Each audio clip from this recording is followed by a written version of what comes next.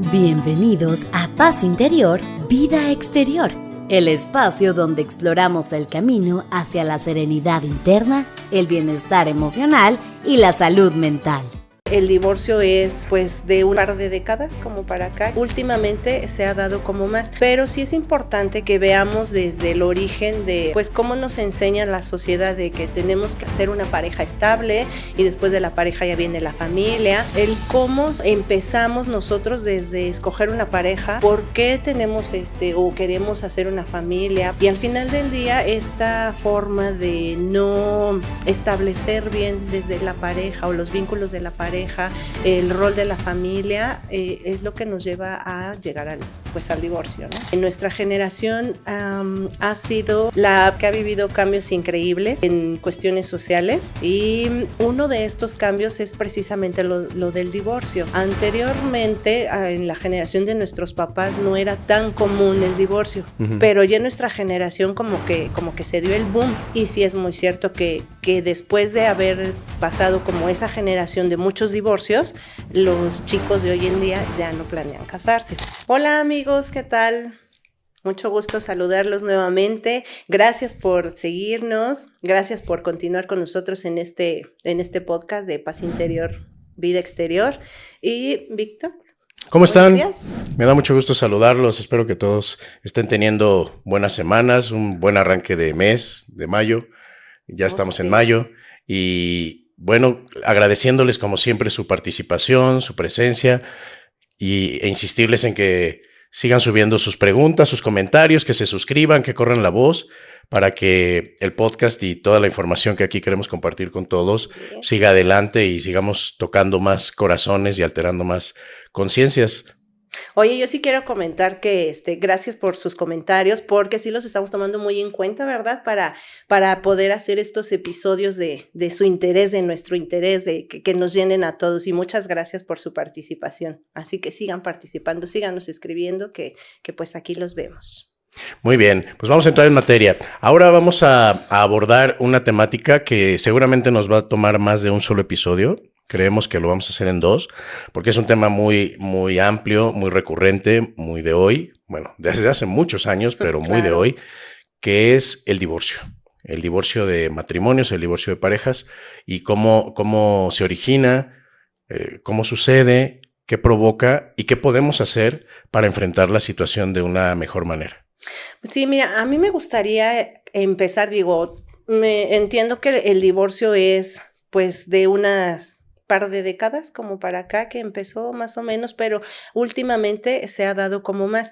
Pero sí es importante que veamos desde el origen de cómo nos enseña la sociedad de que tenemos que ser una pareja estable, y después de la pareja ya viene la familia, y después de la familia este movimiento o ¿cómo decirlo? Esta cosa social del divorcio, que se viene dando desde hace un tiempo. Entonces tiene que ver mucho, yo creo, con el cómo empezamos nosotros desde escoger una pareja, por qué tenemos o queremos hacer una familia, por qué tenemos hijos, cómo se van dando, y al final del día esta forma de no establecer bien desde la pareja o los vínculos de la pareja, el rol de la familia, es lo que nos lleva a llegar al divorcio, ¿no? Yo creo que aquí hay varios puntos súper interesantes. Bueno, esto que comentas ahorita del tiempo que llevan, obviamente los divorcios tienen muchísimos años, siglos, o sea, los divorcios existen de hace mucho. La sociedad mexicana es diferente, pero yo creo que sí hay una evolución y unos cambios muy interesantes, porque lo primero para poder hablar del divorcio hoy en día es en dónde está ubicado el concepto del matrimonio.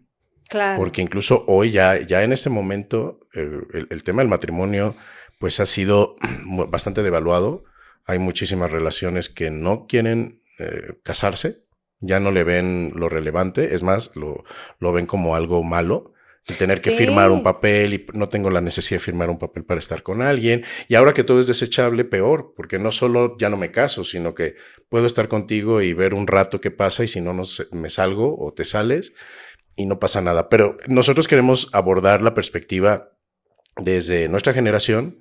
Nosotros ambos pasamos por la experiencia del divorcio y la vamos a compartir en estos minutos para transmitir pues cuál es de origen la expectativa. Yo creo que lo que es muy delicado es que escuchamos el discurso en todos lados de cómo nuestra sociedad se ha ido desmoronando, se ha ido volviendo frágil, se rompe, y que nuestra sociedad cada día está peor, y escuchas los comentarios en las escuelas y en las reuniones familiares, sociales, de cómo nuestra sociedad viene a menos. Se han perdido valores, ya los hijos no respetan a los papás como antes, los papás se pelean mucho. Este tema de la evolución y el avance femenino hacia su desarrollo y su equidad y su igualdad también ha cambiado mucho el formato de la familia o del núcleo familiar que conocíamos del siglo XX, sobre todo de las primeras...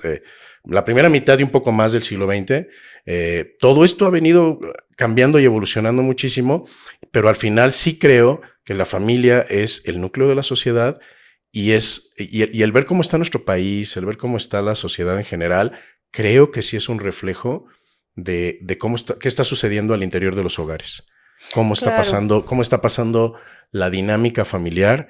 Que creo que podemos poner distintos ejemplos muy, muy básicos de cómo funciona la dinámica familiar. Mira, nosotros lo comentamos en algunos episodios atrás, que nuestra generación ha sido la que ha vivido cambios increíbles en cuestiones sociales. Y uno de estos cambios es precisamente lo del divorcio. Anteriormente, en la generación de nuestros papás no era tan común el divorcio, pero ya en nuestra generación como que se dio el boom. Y sí es muy cierto que después de haber pasado como esa generación de muchos divorcios, los chicos de hoy en día ya no planean casarse. Pero lo que quería comentar es que para nosotros todavía este tema del divorcio sí hay mucho prejuicio, como ahorita que lo comentaste, porque las mujeres ya trabajan, ya no cuidan a los niños, porque los papás no se involucran, porque los niños ya están descuidados, o sea, infinidad de cosas o juicios que se emiten para poder decir es culpa de alguien. Y al final del día sí, yo estoy de acuerdo también en que la familia es la base para la sociedad, o que la sociedad va avanzando de acuerdo a cómo se van educando en las familias y se van haciendo. Entonces, ¿qué es lo que pasa en nuestra generación cuando hay un descontrol en los roles? Por ejemplo, cuando va evolucionando la mujer, pero también necesita la evolución del hombre, entonces tienen que ir como evolucionando a la par para no descuidar o para cambiar este formato de familia, que sigue siendo la familia de papá, mamá, hijos, pero de alguna manera enfocarnos en esta parte amorosa de la crianza de los hijos que nos va a llevar a tener una buena sociedad. Y esa es la parte álgida que todavía no queda como bien establecida, porque además a la siguiente generación, que son los millennials, chicos ya de 30 años, que ya también, o poquito más, que ya son papás, que ya también traen otro modelo de familia, también está como que costándoles un poquito esta interacción entre la evolución de pareja, la evolución de la familia, el cómo integrar esta parte de la familia. Ahorita me acabo de acordar de un tema de la familia nido, pero igual si quieres lo platicamos después. Ok. Pues yo la verdad es que sí invito, porque mucha de nuestra audiencia, la gran mayoría es gente que sí es de nuestra generación, que sí se casaron, que sí lo intentaron, que sí tenían ese deseo, esa ilusión, y que desafortunadamente no funcionó y hubo que transitar por este proceso de rompimiento, de divorcio y de qué pasa con la negociación post. O sea, de por sí cuesta mucho trabajo tomar la decisión de romper el vínculo, de separarse para empezar, y luego viene todo lo que sucede legal, todo lo que sucede emocional y los hijos. Entonces, aquí creo que podemos separar y vamos a ir desmenuzando lo que sucede con la pareja per se y el papel que juegan los hijos y qué pasa con los hijos o qué puede pasar con los hijos al enfrentar un rompimiento de sus padres y en qué condiciones y es lo que queremos platicar. Por ejemplo, Claro. empezaré con mi caso, que creo que es un buen punto de partida. Yo sí pertenezco a esta generación en donde el matrimonio era una ilusión, un sueño, una forma de vida. En mi casa sí se me educó a que casarse y tener una familia era una meta, era Ujú. casi casi la misión de vida.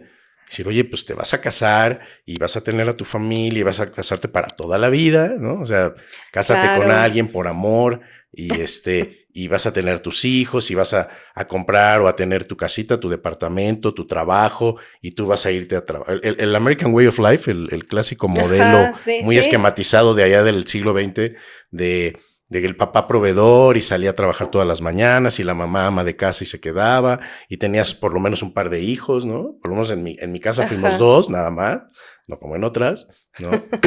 Pero, pero yo crecí con esa ilusión. La verdad es que yo sí tenía esa misión, esa idea, ese gusto y me preparé para ello.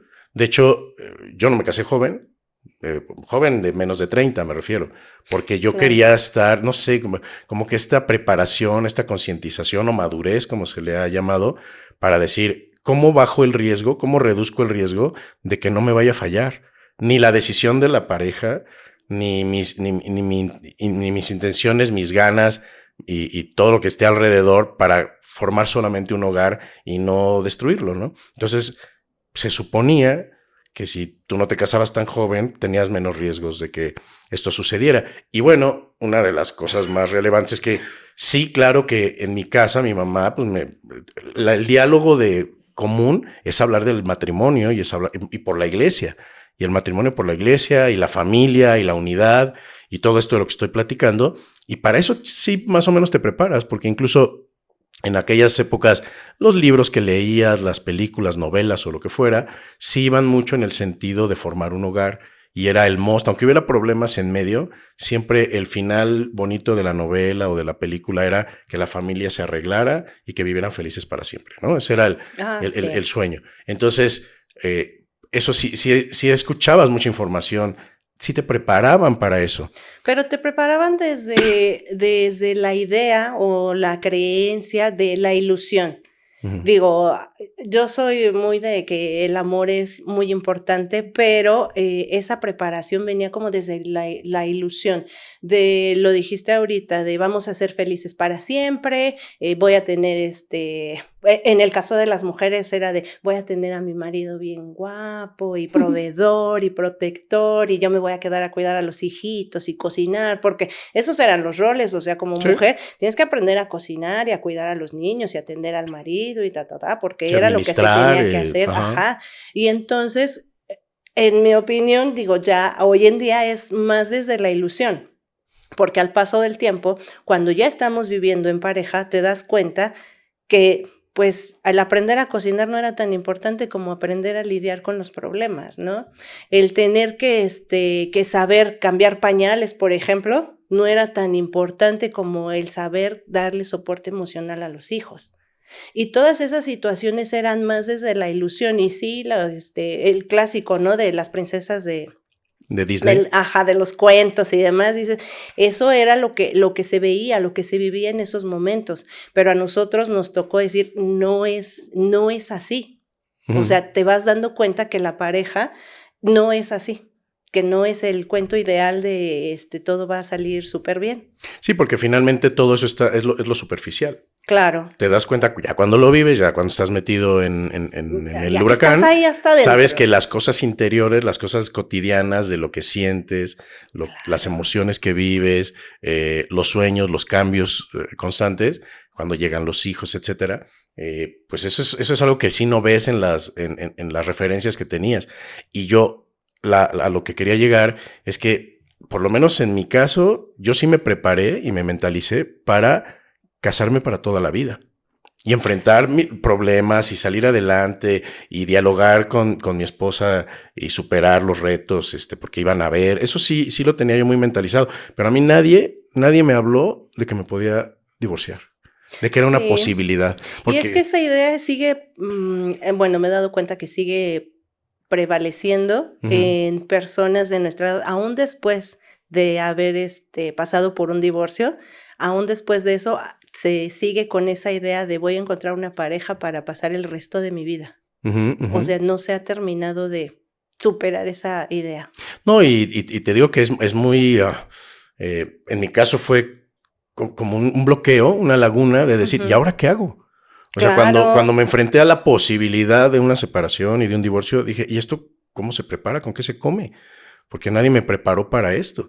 Claro, te preparas para enfrentar problemas, retos, etcétera, etcétera, pero dices, todo se va a arreglar.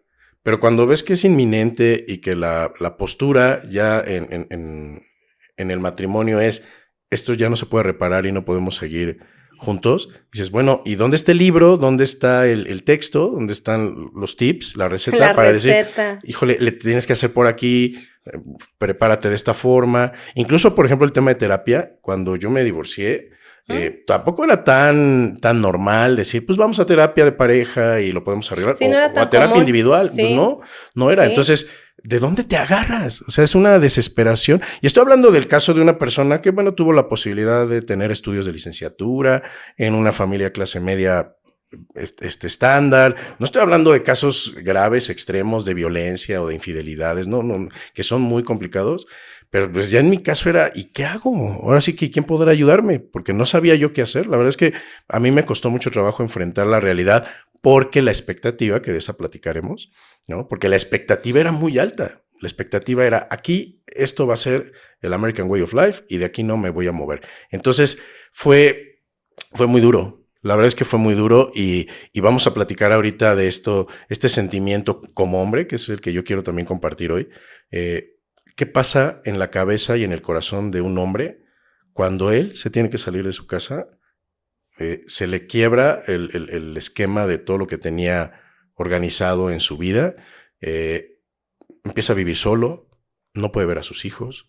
Y bueno, es que son muchas emociones y muchas sensaciones, ¿no? Claro, pero además en la perspectiva, digo, también pasé por un divorcio. En la perspectiva de la mujer es diferente porque en la mayoría de los casos, digo, independientemente del motivo, como bien dijiste, si es infidelidad, violencia o lo que sea, independientemente de ese motivo, que sí influye un poco o bastante en la toma de la decisión, pero bueno, independientemente de eso, ¿qué pasa con las mujeres? Nos quedamos a cargo de los hijos.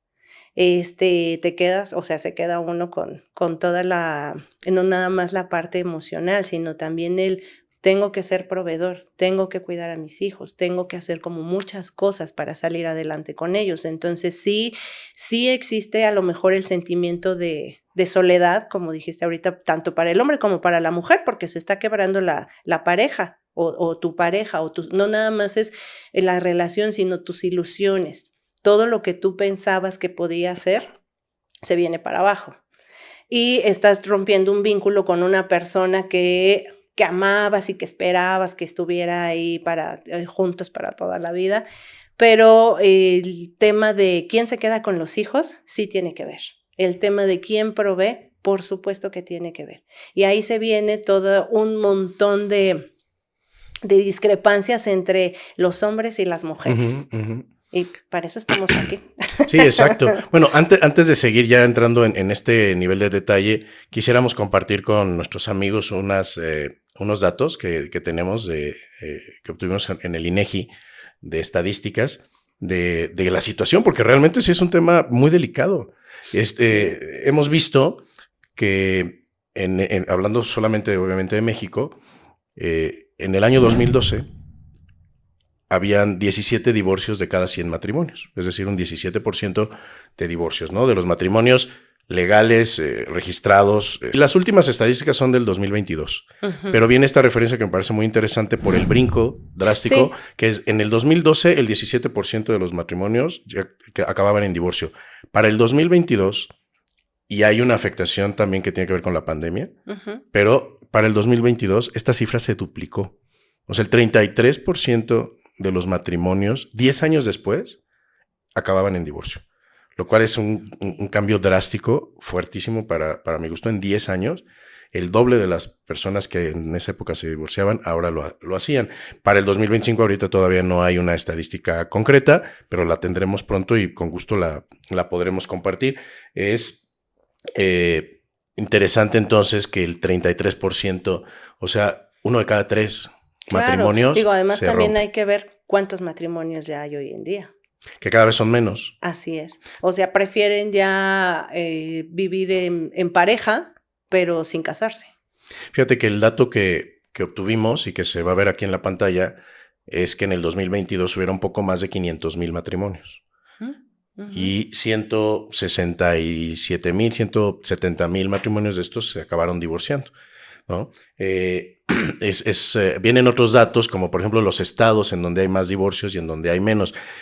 Yo hubiera pensado que la Ciudad de México es uno del top 3 de los estados donde más, por la forma y el tipo de vida que hay en la ciudad, lo acelerado, lo agobiante, el estrés, etcétera, etcétera, pero no. La Ciudad de México está en el promedio, pero hay estados como Nuevo León, como Campeche, que están arriba de un 50-60% de divorcios y son los estados que más divorcios tienen. Como hay Wow, no algunos me lo hubiera otros. No, imaginado. la verdad es que es ¿No?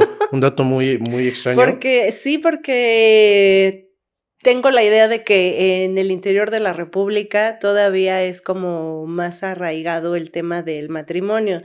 Estuve trabajando un tiempo en San Luis Potosí y ahí me di cuenta que todavía existe este tema de muchas chavitas jóvenes de veintitantos, o sea, en los veintitantos años, que su ideal o su idea es de quiero encontrar a un hombre para que me provea y me case y tenga mis hijitos. O sea, a mí se me hizo honestamente una idea anticuada, refiriendo a que nosotros ya pasamos por eso y sabemos lo que pasa. Tienes esas ilusiones, lo justo lo acabamos de decir, te casas, cambia toda tu idea que tenías viviendo en pareja, llegas al divorcio y entonces te das cuenta que hay todo un mundo detrás de eso. Hoy en día la mayoría de los jovencitos en la Ciudad de México ya no piensan tan así. O sea, sí les gusta la idea, pero ya no es tan así, ya no hay matrimonio, ya viven juntos, pero pareciera que en el interior de la República, por el tiempo que estuve trabajando ahí, sí pudiese ser así, y ahorita sí me sorprendió esa estadística.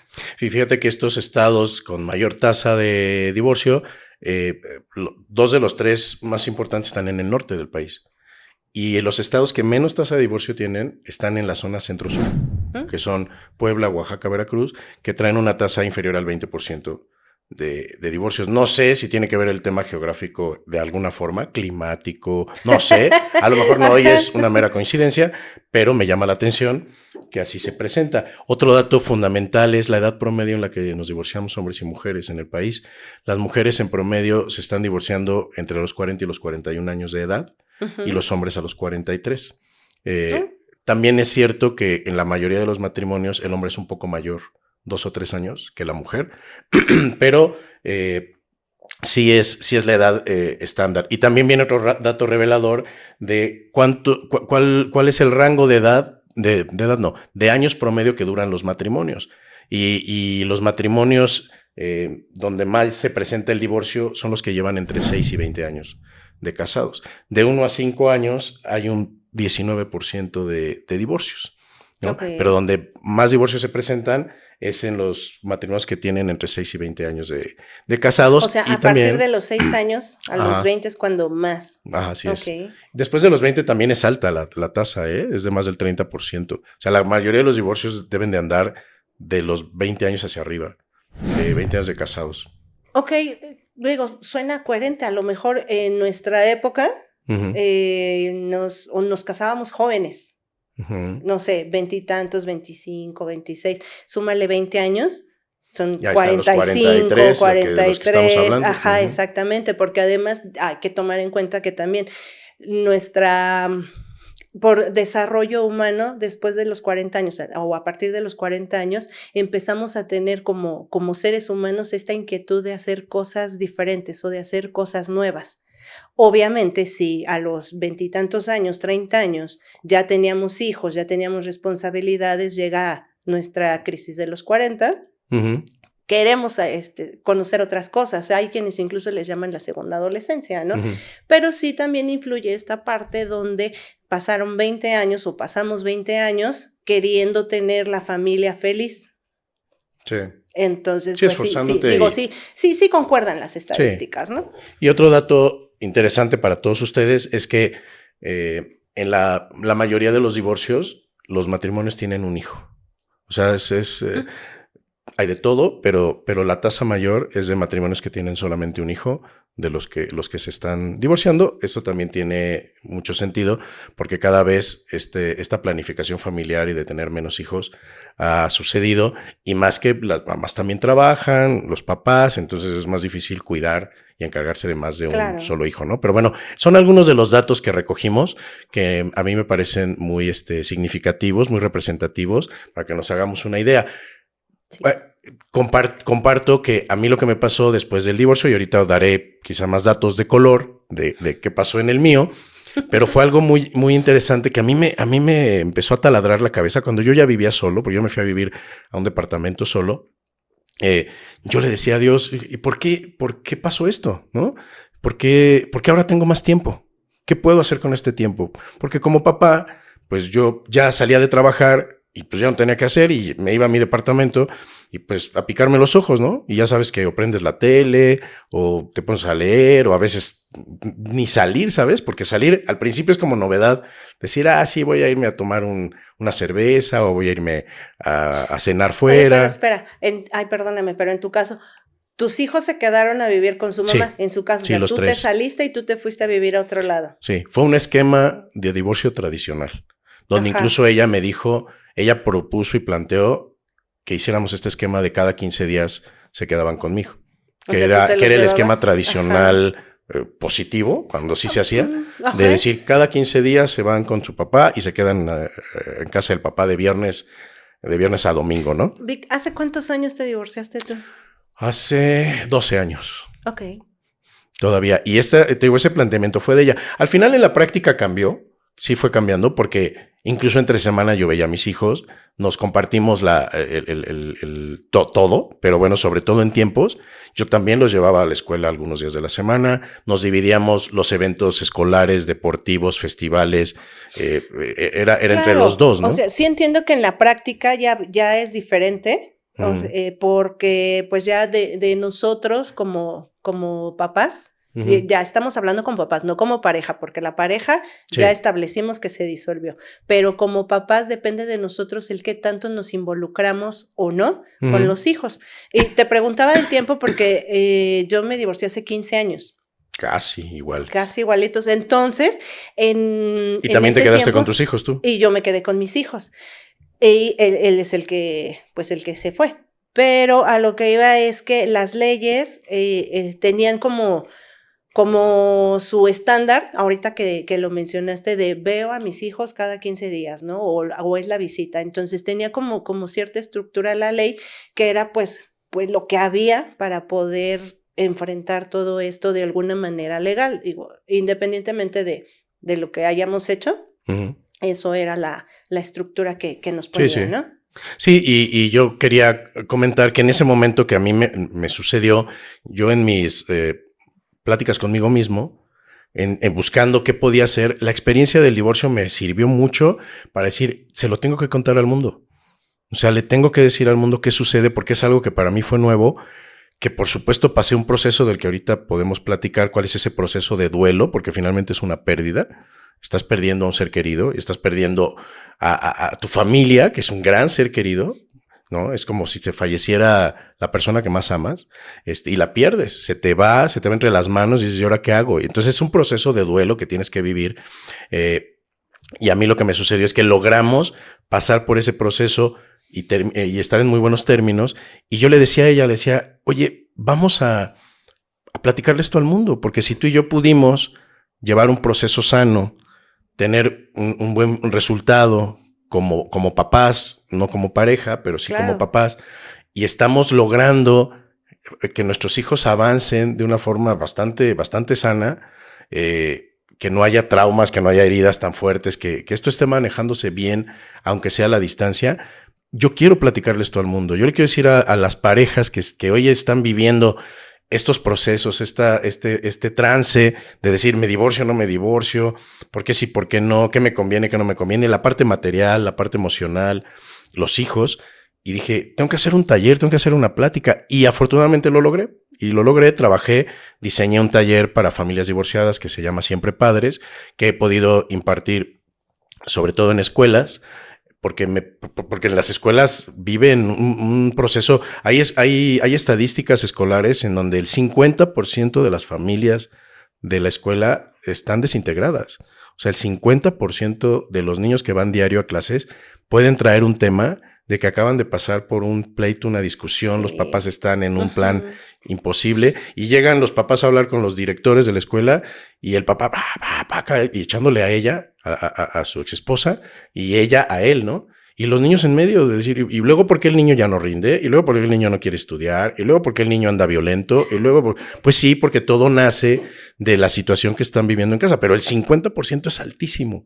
O sea, 1 de cada 2 niños. Hay que destacar que ustedes dos lograron hacer este match como papás, que aceptaron el tema de ya no somos pareja, ya no nos entendemos como pareja, pero seguimos siendo papá, o bueno, papás. Entonces los dos se involucraron en la educación de los hijos, en el cuidado de los hijos, los dos se involucraron y yo creo que eso es fundamental para que puedan seguir teniendo una familia o siga siendo una familia. O sea, no importa que ustedes ya no vivan juntos, ya no estén juntos como pareja, pero sí seguían siendo papás. Y o sea, eso es súper importante, justo lo dije hace ratito, el qué tanto te involucras con los hijos. Que no se desaparece, o el papá o la mamá, porque actualmente cualquiera de los dos puede desaparecerse del mapa y solo uno se queda con la responsabilidad de los hijos. Pero el éxito de seguir teniendo familias o buenas familias para que siga teniendo una buena sociedad es que ambos se involucren como papás, juntos o separados. Sí, hay algo que no podemos soslayar, que es que los hijos, pase como pase el proceso, las razones por las que el rompimiento se dio y cómo lo hayan arreglado sanamente o no, en cualquier situación, los hijos siempre van a continuar teniendo el deseo de que los papás vuelvan a estar juntos. Claro. O sea, eso no lo podemos quitar. O sea, me pasó a mí, te pasó a ti. ¿Sí? Todos los hijos están suspirando y esperando cuando el papá llega a dejarlos el domingo en la tarde y se queda platicando tantito con la mamá porque se tienen que poner de acuerdo con algo, ya sea la pensión, ya sea una fiesta. Si es que platican. Sí, claro, estoy hablando de un escenario estándar promedio, ¿no? Pero los hijos me los imaginaba yo así en la ventana, así lo platico en el taller, digo, está el niño en la ventana o los hermanitos, y viendo cómo los papás están platicando, ellos no saben de qué están platicando, si se están peleando, están debatiendo, sí. Pero con un suspiro, ¿sabes? A veces con una lágrima de esperar que suceda. A mí me pasó una vez, fue algo fuerte, pero me marcó mucho. Estábamos en un evento, creo que en San Luis Potosí, en Chihuahua, pero era un evento escolar de estos eventos deportivos que se hacen luego.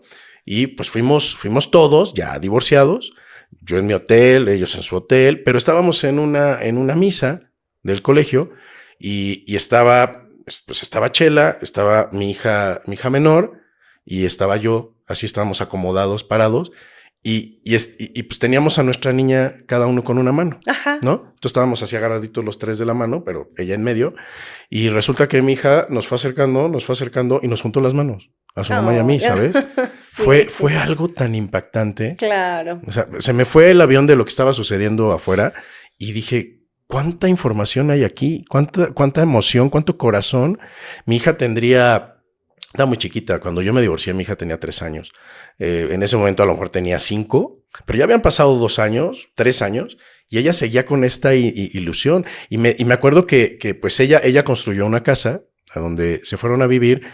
Y mis hijos me decían, ella y su hermano me decían, oye papá, ¿y cuando la casa ya esté terminada, ya te vienes?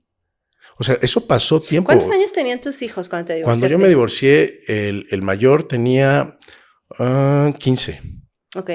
15, luego Pato tenía 7 y Dani 3. Estaban chicos. Sí, fue un show, porque además la reacción fue muy distinta del adolescente, claro, que fue muy explosiva, muy sensible la de Pato a los 7 años. Yo creo que fue el que más lloró, porque más le pegó. Ujú. Y pues mi hija estaba muy inconsciente, o sea, la verdad es que 3 Estaba años muy chiquita. estaba muy chiquita, ¿no? Y hubo movimientos de casa y obviamente todo esto, pero a mí me ayudó mucho la terapia, ¿eh? Sí tengo que decir, no nos ayudó como pareja, ay, o sea, ya sé, presume. No, la verdad es que en terapia de pareja no resultó. La verdad es que hasta enojado acabé con la terapeuta, pero bueno, tenía que ser. Pero yo dije, yo necesito apoyo porque yo no estaba preparado para divorciarme, yo no sabía bien cómo enfrentarlo. Es que hay Y muchas cosas de la vida que no estamos sí, preparados. y qué bueno que lo acepté y lo reconocí porque busqué ayuda y esta doctora me ayudó muchísimo. Les voy a contar porque me parece muy, muy interesante y no sé si a alguien le ha pasado o se le ocurre que lo puede hacer porque fue fuerte, pero fue muy sano. Me dijo, hay 2 cosas que vamos a hacer. Obviamente me pidió, ella se entrevistó con ella a Ajá. solas porque me dijo, quiero saber la versión de ella porque me sé tu versión. Ok. ¿No? Pero es importante Ajá, sí, saber sí. ella Sí, qué sí, es piensa importante. y todo. Y luego ya que habló con ella me dijo, no, sí, esto va para allá, esto no tiene arreglo, y quiero verlos a los 2. Entonces nos vimos los 2 y con ella organizamos y planeamos la fecha. Le pusimos fecha en el calendario de cuándo yo me iba a salir de la casa. Ah, claro, sí. Entonces las cosas se materializan, ¿sabes? Ya no son tan etéreas. Es que me voy a divorciar, es que me voy a salir de la... No. No, está siendo El día real. tal va a Ajá. suceder y lo materializas y lo concretas. Y luego nos dijo, ok, lo que vamos a hacer es que ese día se van a ir todos juntos, incluida ella, o sea, toda la familia, se van a ir a tu nuevo departamento, Ajá. ¿no? Van a llegar y van a comer ahí, van a comer todos juntos. Mamá, papá, hijos, todos comen en tu nuevo departamento y ya que terminen, tú los vas a acompañar, los vas a subir al carro y te vas a despedir y ellos se van a ir.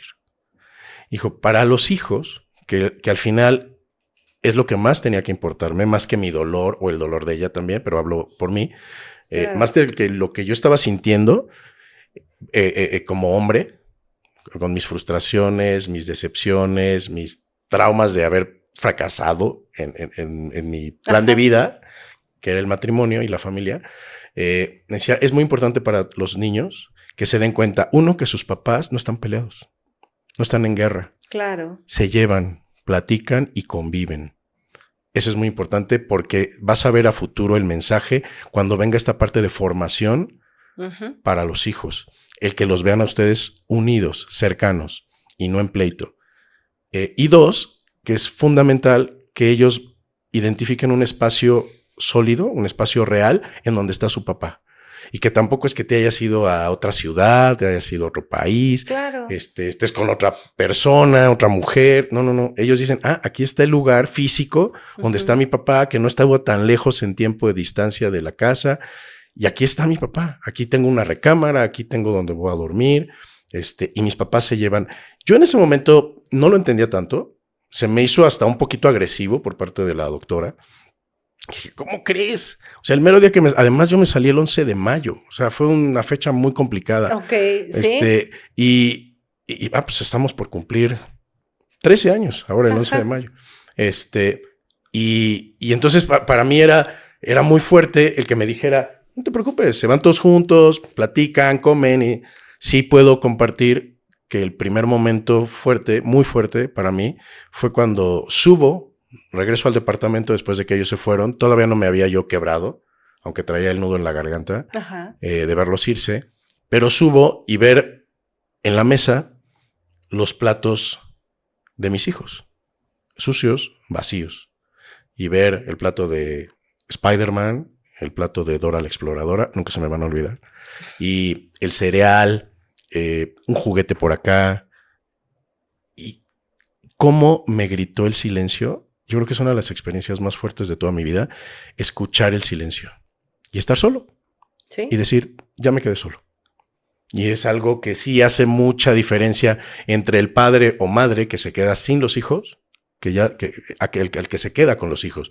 Porque finalmente, aunque sea una friega que tú te quedes con tus hijos porque andas en chinga todo el día, pero están y está el ruido y están las voces y está la plática. Pero aún así, o sea, en mi experiencia yo me quedé con mis hijos. Y por supuesto que estaban chiquitos y había escándalo en la casa. por supuesto que había gritos y había juguetes tirados y trastes sucios y lo que tú quieras. Ahí había ruido.